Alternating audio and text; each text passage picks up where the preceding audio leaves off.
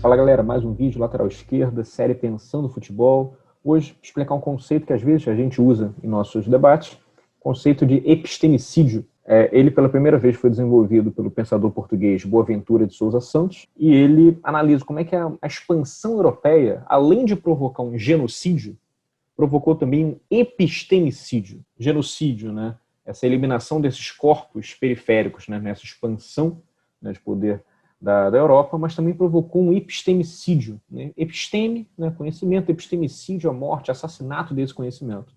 Que conhecimento esse que foi menosprezado na visão de Boaventura de Sousa Santos? Um conhecimento dessas populações periféricas, né, grupos minoritários politicamente, mulheres, negros, trabalhadores, dentre outros. Por isso que ele foca nesse processo de marginalização, nessa subalternização desses conhecimentos, como epistemicídio. Bem, e aqui no Brasil, esse conceito vai ser muito bem trabalhado pela filósofa Sueli Carneiro, na sua tese de doutorado na USP, em 2005. Ela vai trabalhar esse conceito mais focado na população negra. Ela vai ver como é que os negros são desvalorizados enquanto sujeitos de conhecimento. As contribuições intelectuais da população negra afrodescendente vão ser ocultadas para promover um embranquecimento cultural. Como exemplo clássico desse conceito do epistemicídio, a gente pode pensar no próprio surgimento da filosofia, que nos livros didáticos e ainda em muitas universidades existe a crença, né, a única versão possível, que a filosofia teria surgido na Grécia Antiga. Só que tem trabalhos importantíssimos de George James, Molefe Assange, que apontam que os primeiros textos com uma reflexão filosófica não foram na Grécia Antiga, foram séculos antes no Egito Antigo, Amenemope, Ptahhotep, Imhotep. Só que essa contribuição africana para o surgimento da filosofia, ela é apagada, ela é ocultada, deixando o continente africano com esse estereótipo de superstição, enquanto a racionalidade própria da Europa. A gente pode pensar nesse contexto, mas numa aplicação mais clássica.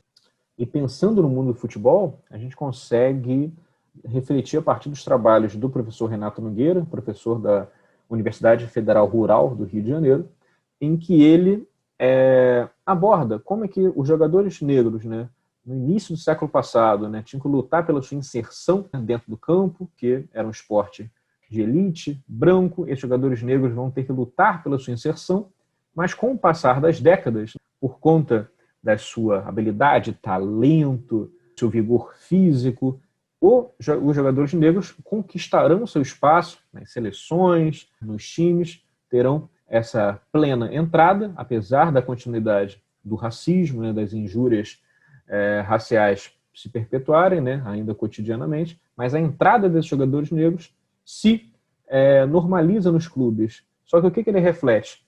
Isso não se configurou fora das quatro linhas, somente dentro.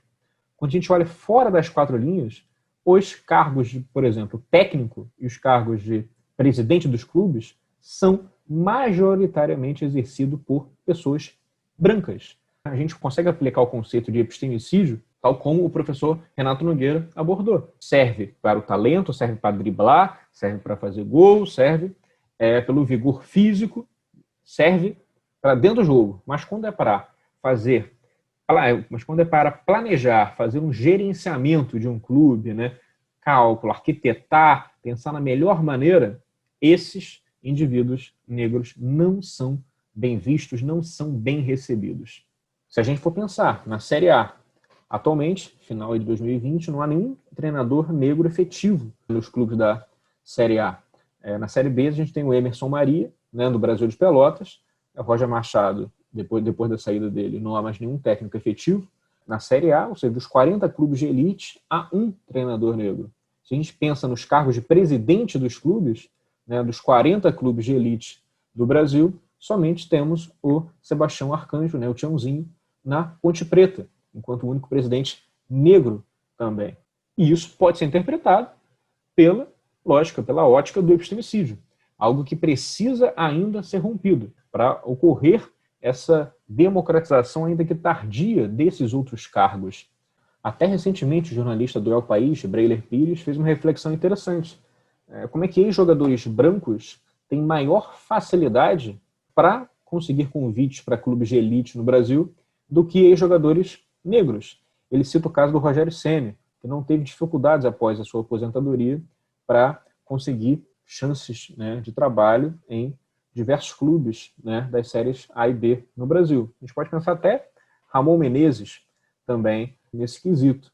E o Breler Pires, ele cita o caso do Roque Júnior, que tem MBA, tem estágio na Europa, fez também no Brasil, tem as mais altas licenças para ser treinador de futebol e nunca conseguiu um convite de um grande clube, Série A e B, ou para ser técnico ou para ser gestor. A chave de análise para perceber essa desigualdade no Brasil é a chave do epistemicídio. É o que impede a entrada, tanto no mundo do futebol, nesses cargos, como nos cargos executivos das grandes empresas do Brasil. Isso ainda é uma marca triste no Brasil atual.